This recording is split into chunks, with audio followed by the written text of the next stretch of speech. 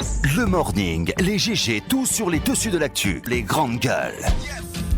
Parler beaucoup, manger l'argent, voyager beaucoup seulement, mais travailler beaucoup, créer des choses, emploi des jeunes, non, non, non. Les dirigeants africains, les dirigeants sont comme ça. Les grandes gueules. Merci de nous rejoindre dans cette émission Les GG sur Radio Espace Guinée, ensemble jusqu'au port de 11h. Vous aider à mieux comprendre l'actualité, évidemment. Merci à vous tous à l'international. Au menu, on s'intéresse à l'actualité. La tension donc est montée d'un cran hier, principalement dans la région de la Moyenne-Guinée, au deuxième jour de l'appel lancé par le FNDC à la résistance active et permanente contre la perspective donc de l'établissement d'une nouvelle constitution en Guinée, aussi bien à l'Abbé où un jeune a été tué, Dalaba, Lelouma ou encore Timbi Madina. Des édifices publics ont été saccagés ou incendiés. Les représentants donc de l'État menacés dans leur intégrité physique ou contraints donc à s'enfuir. À Conakry, le cas de bavures policières ont été dénoncés aussi pour de nombreux citoyens. Dans une déclaration donc dans la soirée, le gouvernement a condamné les destructions d'édifices publics et mis en garde donc. Comment réagit-on à ces événements au sein du FNDC? Eh bien, nous allons joindre évidemment quelques intervenants ce matin dans notre émission Les Grandes Gueules sur Radio Espace Guinée. Il se pose comme une troisième voie contre l'actuel chef de l'État guinéen, Alpha Condé, et les principaux leaders de l'opposition, pour la plupart d'anciens premiers ministres au temps du régime du feu Lansana Conté. Lui, c'est Lansana Beyavougui, ancien boxeur international, homme politique belge, arrivé hier soir, mardi donc dans la capitale guinéenne, pour officiellement lancer son projet. Lansana Beyavougui, affligé donc par l'impasse politique dans son pays d'origine, consécutivement à la volonté du président Alpha Condé de doter donc le pays d'une nouvelle constitution, n'écarte pas la possibilité pour lui d'être candidat à la prochaine élection présidentielle en Guinée. Et qu'il faut-il attendre du projet, le projet qu'il mène en Guinée? Donc, en quoi s'estime-t-il incarner donc une alternative pour la Guinée? Lansana Beyavougui, maire d'Ixelles, homme politique belge d'origine guinéenne, il sera en direct ce matin chez les GG sur Radio Espace Guinée. Je l'ai annoncé hier, si tout va bien, on va l'avoir en tout cas aujourd'hui dans notre émission. Lui aussi est un haut dirigeant d'une des communes de la capitale guinéenne, élu sous la bannière de RPG Arc-en-Ciel, le parti au pouvoir en Guinée. Il est aussi peiné par la tournure que prennent les événements suite à l'appel du FNDC à l'endroit du peuple à la résistance active contre un changement constitutionnel en Guinée. Au contraire de Faucon, lui, il appelle plutôt le directoire de RPG Arc-en-Ciel à préparer un dauphin au président Condé. Et qu'est-ce qui motive cette prise de position? Ismaël Condé, premier vice-maire donc de la commune de Matam, RPG Arc-en-Ciel, il sera en direct ce matin chez les GG sur Radio Espace. Je vais récupérer le téléphone, c'est aussi simple que ça. Bonjour Ahmed Kamara. Bonjour Lamine. Bonjour Moussa Mouissila. Bonjour Lamine, bonjour à tous. Bien, vous êtes en antenne Moussa, hein? Voilà, bien. Bonjour l'oiseau. Bonjour. Bonjour, c'est pas possible. Mohamed Mara, bonjour. Bonjour Lamine, bonjour à tous. Bonjour Abaka Diallo. Bonjour Lamine, bonjour à tous. Deuxième jour de résistance active et permanente des bavures et destruction d'édifices publics, mon cher ami Abaka Diallo. Oui, ça devient quelque chose d'extrêmement difficile à commenter, à narrer tous les jours. Donc on est dans l'ordre de l'innommable, de l'ineffable, de l'inénarrable en Guinée aujourd'hui. Le seuil qu'on a atteint dans l'escalade de violence, parce que à la base il y a l'escalade verbale, mais nous sommes dans l'escalade de violence dans notre pays, aussi bien à Conakry qu'en région. On n'a pas besoin de faire un dessin pour comprendre ce qui s'est passé hier. À Conakry, on a continué à assister à des descentes assez musclées de la part des forces de l'ordre dans des zones, notamment aux alentours de l'axe Bambeto-Amdala et jusqu'à Sonfonia. Il y a eu quelques bavures policières qui ont été notées, qui ont même été filmées, et reste à savoir, parce que le ministre de la Sécurité que j'ai eu ce matin, et j'ai sollicité pour qu'il intervienne, m'a dit que il sert à rien d'intervenir parce que ils sont en train de travailler là-dessus pour dater, a-t-il dit, les vidéos. Pour savoir est-ce que ce sont des événements qui sont produits hier ou par le passé. Mais nous avons vu cette vidéo. Cette vidéo où vous voyez des deux agents gifler un père de famille, un vieillard. Vous avez vu, j'ai vu aussi une vidéo où on remarque une descente assez musclée d'une unité de la police en plein marché de Coloma, parce que c'est visible, les vidéos existent, elles tournent en boucle sur les réseaux sociaux. Ça, on ne peut pas nier. Ce sont des policiers, ils sont en tenue, en treillis noir, et donc ils sont descendus, ils ont cassé des tables, j'ai pas vu qu'ils ont défoncé des portes, mais parce que la vidéo elle n'est pas assez visible, mais vous remarquez que ils s'adonnent à des exactions sur sur des commerces, mais aussi éventuellement ils rentrent dans les domiciles. C'est ce qui est reproché à nos agents. Il faut que cela cesse. Parce que tant que cela ne cesse pas, parce que les populations prennent la peine aujourd'hui de se mettre à hauteur au niveau des immeubles pour filmer tout cela. Ce n'est pas caché. Ce sont des bavures policières extrêmement condamnables. On ne peut pas du tout se le permettre. Vous avez vu aussi cet autre jeune qui a été tué. Tout le monde a vu cette image-là hier, mais c'était très affligeant. Et un jeune zigeant dans le sang et en train de mourir du côté de Sonfonia. On a vu un communiqué du ministre Damantan qui a parlé de circonstances autres que ce qui a été présenté, ce qui a été donné dans l'opinion. Il a invoqué un jeune, le cas d'un jeune qui était allé pour ramasser de la ferraille et qui probablement se serait fait donc exploser par un objet donc auquel il aurait mis le feu. Ça reste la version du gouvernement, la version du ministère de la Sécurité. Il semble que il y a une toute autre version. Donc ça reste à vérifier. De l'autre côté, il y a eu de la casse quand même en Moine-Guinée. Il y a eu beaucoup d'édifices publics, une brigade qui a été saccagée à Pita, des édifices publics comme les préfectures, les sièges des préfectures ont été pris en partie. Il y a eu un jeune qui a été tué à Labé. Tout ça n'est pas de nature à rassurer. Notre pays est en train de s'enfoncer. Il faut que nos dirigeants politiques en prennent conscience. Parce qu'on ne peut pas continuer dans cette direction. Il faut que les partis se retrouvent et se reparlent. Parce que moi, je ne vois pas d'autre issue. Sauf si on a décidé de mettre le feu à notre pays. Je ne vois pas d'autre issue. Mais c'est que sidérant la mine, c'est que du côté du gouvernement, mais il n'y a aucune initiative. Il faut quand même que la partie gouvernementale le sache. L'initiative de l'action du dialogue appartient à l'État, appartient à la partie gouvernementale. Mais on ne peut pas être là et avoir fait le choix de la confrontation, alors que les dommages, ils sont en train d'aller crescendo pour le pays. Le pays est en train de s'enfoncer. L'administration tourne au ralenti, les activités économiques sont perturbées, il y a la psychose. Toutes ces destructions sont dommageables pour notre administration, pour notre État. Et il y a l'image de notre pays qui est totalement dégradée à l'international. Vous avez l'image d'un pays aujourd'hui, mais qui est en pleine crise, qui est en train de se consumer. Ça, c'est triste pour notre pays.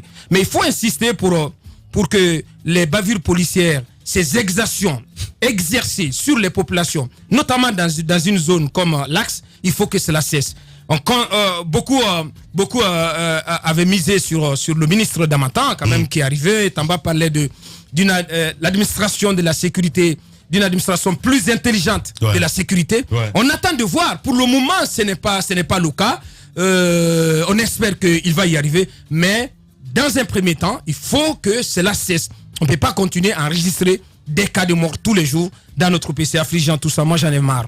Et puis, évidemment, colère saine ce matin d'Abouakar Diallo. Allez-y, Mohamed Mara. Moi, je ne suis pas en colère. J'ai l'impression que... Diallo, hein? Oui, je dis moi, je ne suis pas en colère. J'ai l'impression que je suis en train de tomber dans un état que moi-même j'ai du mal à définir. Parce que hier, quand j'ai vu la vidéo de cet enfant dont le crâne a été carrément ouvert, j'ai eu juste des larmes aux yeux. C'était à l'heure où je vous parle, j'ai tenté de revenir voir cette vidéo 2 ou 3 fois. J'en ai été incapable. C'est insoutenable si vous l'avez vu une seule fois. J'ai eu une amie qui est venue de l'étranger, qui est en séjour ici, qui m'a appelé quand elle a vu la vidéo, mais elle criait comme si j'ai pensé à un moment qu'il y a eu peut-être une intrusion des forces, des services de sécurité chez elle. Parce que ce sont des choses auxquelles elle n'est pas du tout habituée depuis son enfance. Mais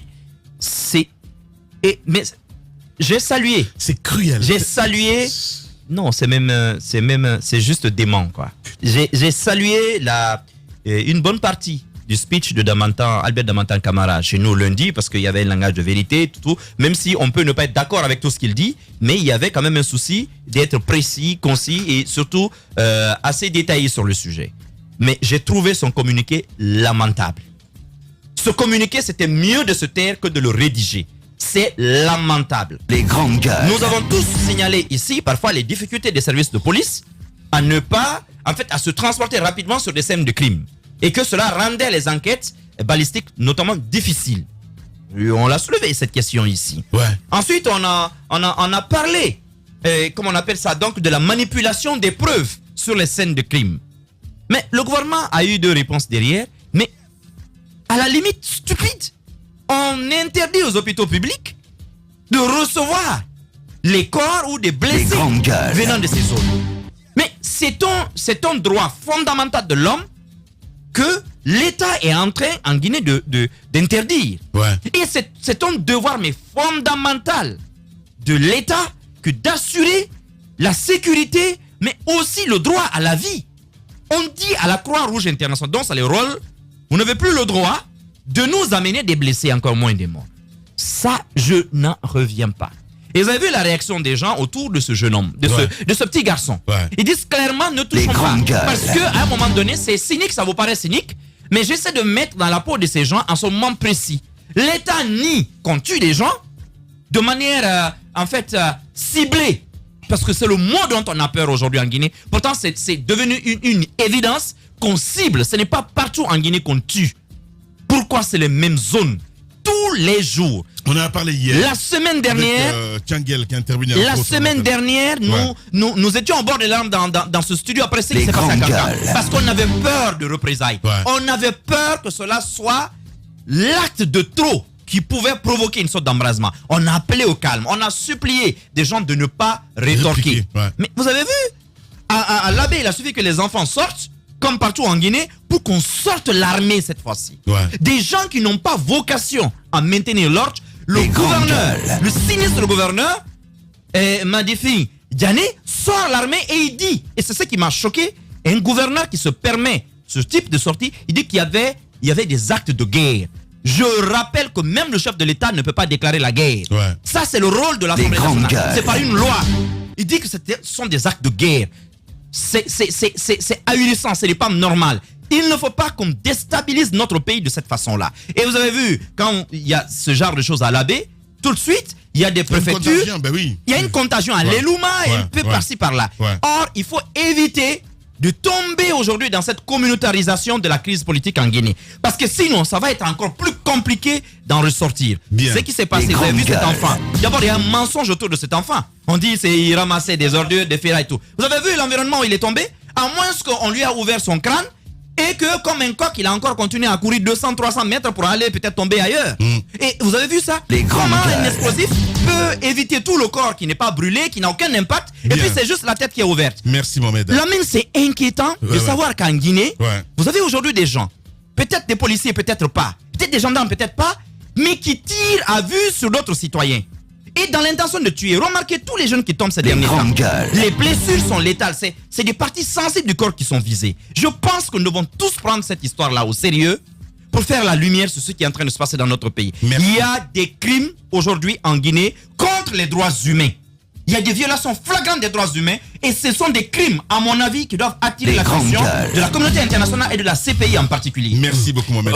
Au début, quand j'ai regardé la vidéo de cet enfant gigeant à même le sol, le crâne ouvert, couché complètement dans une mare de sang, et ce qui m'a commencé par me choquer, ce sont les jeunes que j'ai vus autour de lui, pendant que, lorsque vous regardez la vidéo, vous voyez bien que le garçon se meurt. Il n'est pas totalement mort, parce qu'il tremble à des moments donnés.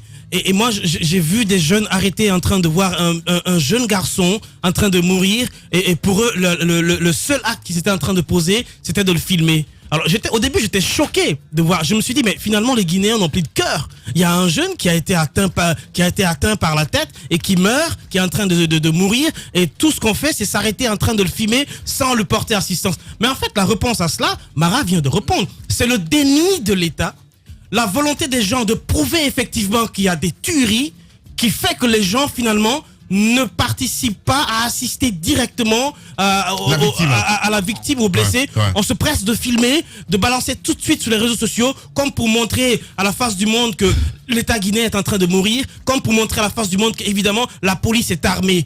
Parce qu'il y a des images, il y a des photos qui circulent sur les réseaux sociaux où vous voyez les policiers avec des armes, c'est une évidence. Je suis d'accord qu'on vienne brandir les preuves de la datation de ces images, mais pour l'instant, on voit les images, les vidéos des policiers. Moi, j'ai regardé beaucoup d'images hier. J'ai vu des policiers carrément arrêtés derrière une cour, prenant des pierres, essayant de casser les vitres de la douche d'une maison où les habitants étaient à l'intérieur certainement terrés dans la peur, ou alors en passant en train de casser les vitres des véhicules stationnés dehors, au-delà du marché de Coloma, où on a mis le feu carrément dans les étalages des femmes. Je veux dire aujourd'hui qu'il faut que l'État prenne sa responsabilité. Les images parlent, les policiers sont armés, il y a des morts. Ce jeune garçon dont on dit qu'il a une explosion, moi je crois pas à la version d'explosion, je vais pas marcher sur la langue de Mara. Il y a aussi les cas d'éléments où les jeunes sont partis casser les édifices, ils ont cassé même les gendarmeries. Tout ça, est-ce que finalement on sait que cette zone-là est souvent assujettie à des coupeurs de route? La sécurité n'y est plus parce que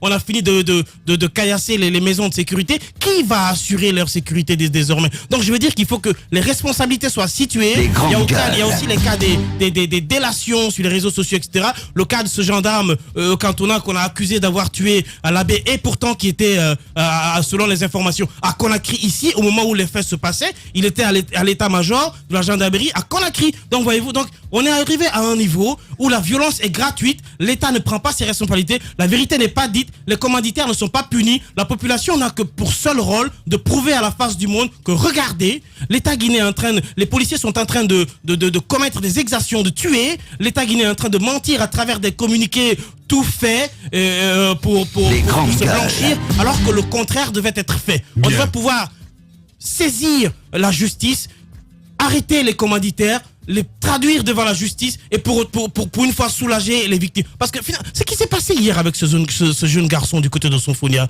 mais c'est emblématique de la situation dramatique dans laquelle nous sommes en train de tomber. Vous ne mesurez pas la gravité, mais c'est ce jeune-là, ce petit garçon-là, comme ils disent qu'il était en train de manifester ou qu'il était en train de caillasser. Non, il y a des témoignages, il y a un jeune qui témoigne qu'il était juste à côté au moment où le jeune a pris la balle à bout portant dans la tête. Les grandes gueules. Vous comprenez? Donc c'est grave. Merci beaucoup, mon cher Roby. Moussa, bonjour. Bonjour. Ouais, très affligé ce matin. J'ai dormi 30 minutes parce que ces images, quand ça revient dans la tête, c'est juste incroyable. Quoi. Allez-y, Moussa Moïsila. Bon, je sais pas si j'ai grand chose à dire parce que je pense que nous avons atteint un niveau assez lamentable dans notre pays. Maintenant, ce qui m'inquiète de plus, c'est est-ce qu'il y a une seule voix qui va bientôt s'élever dans ce pays pour mettre fin à tout cela? Est-ce que nous avons encore des hommes de paix dans notre pays? Parce que je ne suis pas en train de voir une seule démarche. C'est ce qui m'inquiète de plus. Je ne suis pas en train de voir une seule démarche allant dans le sens à ramener les différents contradicteurs autour de la table. On aura beau appeler à la paix et tout cela, si au moins il y avait une initiative en cours. Mais je ne vois aucune initiative en cours. Ça signifie quoi? Que ce que nous avons dit ce matin, nous serons peut-être tentés de le redire demain, après-demain et peut-être toute la semaine. Parce qu'il n'y a pas une seule initiative en cours. Nos hommes de paix sont passés où? Que fait la communauté internationale? C'est d'abord une affaire guinéenne? Non mais je me pose des questions. Qu'est-ce qui va se passer? Est-ce qu'on est abandonné à nous-mêmes? Est-ce que dans le camp présidentiel, dans le camp gouvernemental, est-ce qu'il n'y a personne pour dire tenez, on va tenter de renouer le fil du dialogue? On n'a plus d'hommes de paix dans ce pays. On va continuer à assister à narrer chaque matin ces cas macabres et passer à autre chose.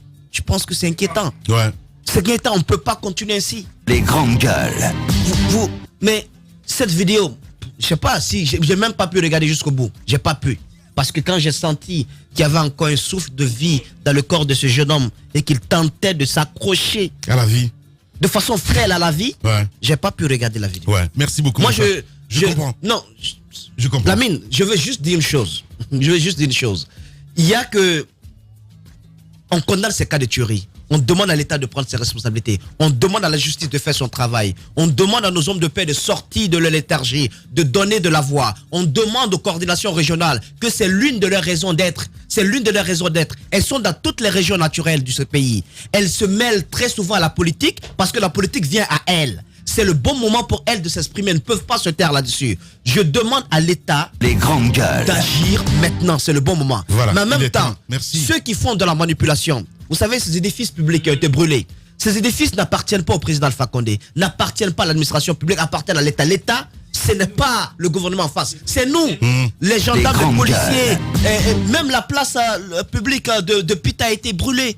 Mais dites-moi, qui était le premier bénéficiaire de cette place publique? La maison de justice. Je voudrais qu'on arrête à ce niveau la manipulation. En image du côté de l'Ilouma, ce qui est grave, c'est un théâtre de conflit auprès du domicile de la résidence du préfet. Des jeunes de 5 ans, de 10 ans, de 11 ans qui sont là au moment où il y a des jets de pierre, au moment où il y a des gaz lacrymogènes. Je pense qu'il faut de la responsabilité encore à ce niveau. Parce que les enfants n'ont rien à faire sur un théâtre de conflit. Mais tout ce que nous vivons aujourd'hui, c'est parce que nous sommes dans une instabilité.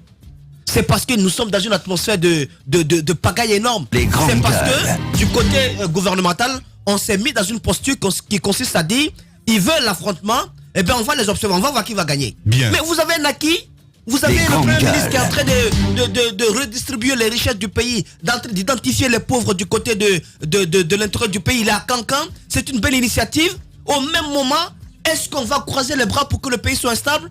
Bien. C'est incroyable. Bonjour Tambaza Karim Ilimono. Bonjour Lamine. Bienvenue. Bonjour à tous. Ouais. Moi, il m'est arrivé il y a quelques jours. Je crois que j'ai expliqué ça à Aboubacar Diallo. J'étais en route, mais ensuite je tombe dans un embouteillage et je réfléchis à ce que j'allais dire au nouveau cas de mort qui avait été enregistré. J'en avais parlé à Aboubacar et je n'ai eu aucune analyse. Je suis rentré à la maison. Je suis rentré à la maison parce que c'est ce que nous disons tous les jours. On s'habitue, je ne sais pas si vous remarquez. Le premier cas de mort a eu un plus grand effet sur nous qu'aujourd'hui. Petit à petit, la mort, on la côtoie. On s'y habitue. Ça devient quelque chose qui vit avec nous. Tous les jours. La normale devient normale. La normale devient normale. Ouais. Et vous savez, ce qui est en train de se faire au plan psychologique chez les Guinéens, lorsque vous devenez réfractaire, lorsque vous devenez, par rapport à la mort, vous devenez froid. C'est ce qui est en train de se faire aujourd'hui. Cette image, je l'ai ouverte une fois. Je n'ai pas réussi à l'achever. On me l'a renvoyé, on m'a encouragé à la voir et j'ai dit à mon conversateur sur Facebook, je n'arrive pas à lire la suite. Ce qui est arrivé à l'Elouma, les cas d'édifices publics, je ne vais pas dire qu'ils ont bien fait de s'en prendre à ça. Je ne dirai pas ça. Ce que je dis ce matin, c'est que c'était totalement logique. C'est totalement logique. On s'en prend à l'État à partir de ces symboles. Et donc, c'est ce qui arrive. Pour ces populations, ce sont des forces de sécurité et de défense qui tuent. Et donc, où est-ce que ça se trouve? Ces gendarmeries, ces polices, on va s'en prendre à elles. Je ne justifie pas ce qui est en train d'arriver, mais ça s'explique. Ça, il ne faut pas non plus le perdre de vue. Je ne vais pas dire au gouvernement d'ouvrir un dialogue. Quel dialogue? Je ne demande pas au gouvernement d'ouvrir un dialogue. Ils savent où est le problème. On était en paix. On allait bonnement vers 2020. Attendre un autre. Le président de la République, qui a au moins 2 mandats à son actif, dit « Non, ça ne me suffit pas ». Les Guinéens lui ont accordé un crédit, 2 crédits successifs. Et puis c'est le président de la République, je ne me fatigue pas de le dire. Nous sommes, à titre d'estimation, plus de 12 millions. Lui seul a eu 2 fois la chance de conduire la Guinée pendant 5 ans. Et ça ne lui suffit pas. Où est le contentement? Où est la reconnaissance? Où est la gratitude? Que de dire, c'est moi qui vais encore conduire. Si le président de la République dit, je recule par rapport à ce projet constitutionnel, vous allez voir que demain c'est fini. On va retrouver notre cours habituel. C'est la solution. Ce n'est pas une autre. Ce n'est pas un dialogue qui va régler ça. Ce n'est pas une histoire de dialogue. Le président de la République a 2 options. Il peut dire, je modifie, je change la constitution et je m'en vais. Sur l'honneur, il le déclare sur l'honneur. Et il le fait, il s'en va. Deuxième chose, il dit tout simplement, c'est un projet que j'ai voulu porter, mais à l'allure que prennent les choses, je me résigne, je m'arrête là et je recule. C'est fini, voici la solution. Il n'y a pas d'autre solution. Et moi, je veux dire aux religieux, continuez de vous taire. Continuez. Continuez, vous savez ce qui vous attend. Vous avez vos textes sacrés, vous savez ce qu'ils disent. Les grandes gueules. Pasteur, prêtre, imam, vous savez, continuez de vous taire. Ne parlez pas. Et responsables, comment ils s'appellent, les kumtigi, les coordinations, continuez. Vous aussi, continuez de vous taire. Ou si vous voulez, d'allumer les mèches un peu partout. Ce sont vos fils, ce sont vos territoires. Vous allez voir ce qu'il en est. Mais je veux faire appel à tous les commentateurs de cette actualité. Même la vérité, il faut la dire avec douceur. Même la vérité, il faut la dire avec douceur. Et responsabilité et douceur. Parce qu'on sait où ça peut nous porter. La communication, vous savez ce que vous dites. Bien. Mais vous ne savez pas comment les autres vont l'interpréter. Comment est-ce que ça va sonner dans leur oreille. C'est ce que je suggérais à comment il s'appelle, à Tchangel hier. Les grandes gueules. Et vous avez vu à la suite de son propos, quelques secondes après, ce qui s'est passé. Et donc, c'est important de le dire à tous ceux qui commandent cette actualité. Le mal n'a pas besoin d'être aggravé. Le mal, c'est le mal. Bien. Ce qui est arrivé hier, ce ne sont pas les mots beaucoup, qui vont nous Taba. permettre de mieux le connaître. Merci beaucoup, Et Taba. donc, le message de ce matin, c'est de dire, c'est déjà grave. Ça nous insupporte. Mais on peut le dire de la manière la plus responsable possible pour sauver au moins ce tissu, au moins ce territoire qui nous reste en commun. Merci beaucoup. Allez-y, Ahmed. Je pense que ce que Tamba vient de signaler à la fin, c'est vraiment important. Au même moment, moi je suis pas spécialiste des images, donc je fais beaucoup attention aux images qui sont diffusées. Ces images devront être authentifiées.